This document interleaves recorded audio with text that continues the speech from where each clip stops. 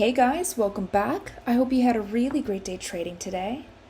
So today was Monday, September 23rd, and we did open SPY with a small gap up, and we took it to the first resistance level, which was this down gap from last week, Thursday going into Friday, we gapped down.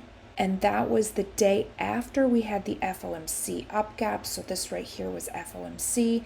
We gapped up the following day, made new all-time highs, and then gapped down. So that is the gap that we found ourselves today in at open. We pushed into it a little bit, got pushed out. 35 EMA was right there to catch us, and we did bounce back up.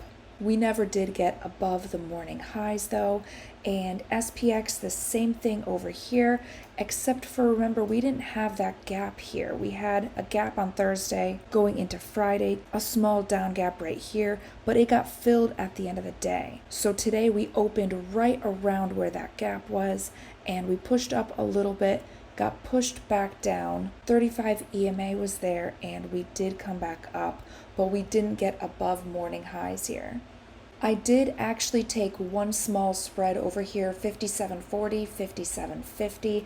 I actually took it on accident. It was supposed to be a limit order, and I just put it in at market, so it was way riskier than I like, but I still wrote it out because momentum was really weak this morning, and that did close up 100% for me. But typically, I like to wait until we're closer to the strike, but either way, it did work out for me today.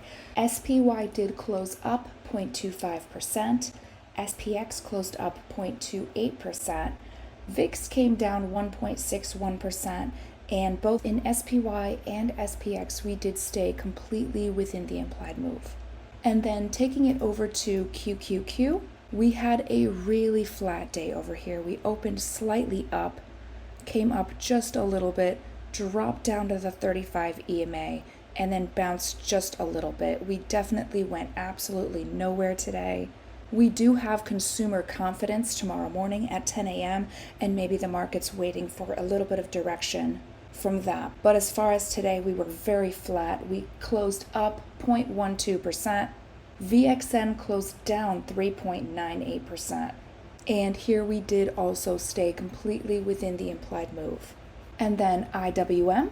IWM did open up today, and on Friday it did close just underneath the 35 EMA. Today tried to get above that and immediately started selling off, and we did get into the FOMC rate cut gap. So chipping into that gap that we made last week, the day after FOMC. And in IWM, we are now trading underneath the 35 EMA.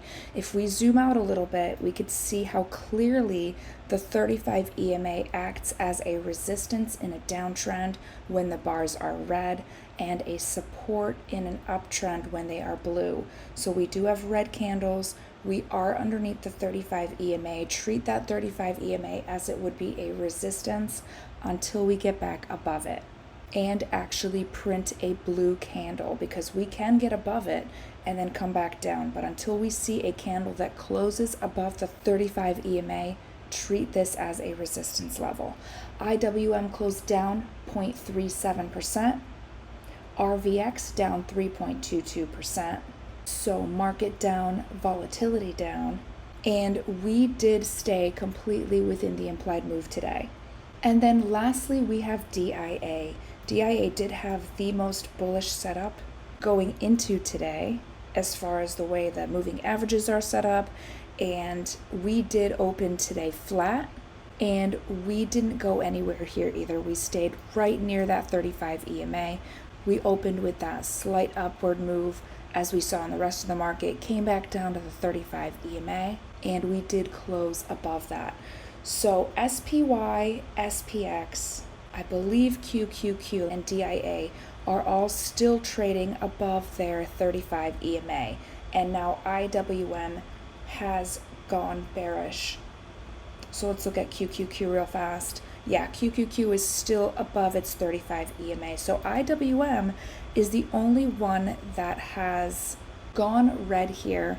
It's just my opinion, and never trade my opinion, but I do think everything else will follow suit.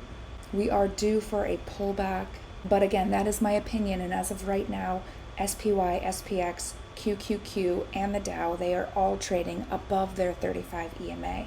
And DIA did close up 0.13%, and we very clearly stayed completely within the implied move. All right, as I mentioned before, we do have consumer confidence in pre-market tomorrow. I'm going to actually end this video here as I go set up for tomorrow's trading range, so that'll be out in a few hours. If you enjoyed this video, please give it a like and don't forget to subscribe so you do get notified when the video comes out in a few hours for tomorrow's trading range. All right, see you guys in a little bit.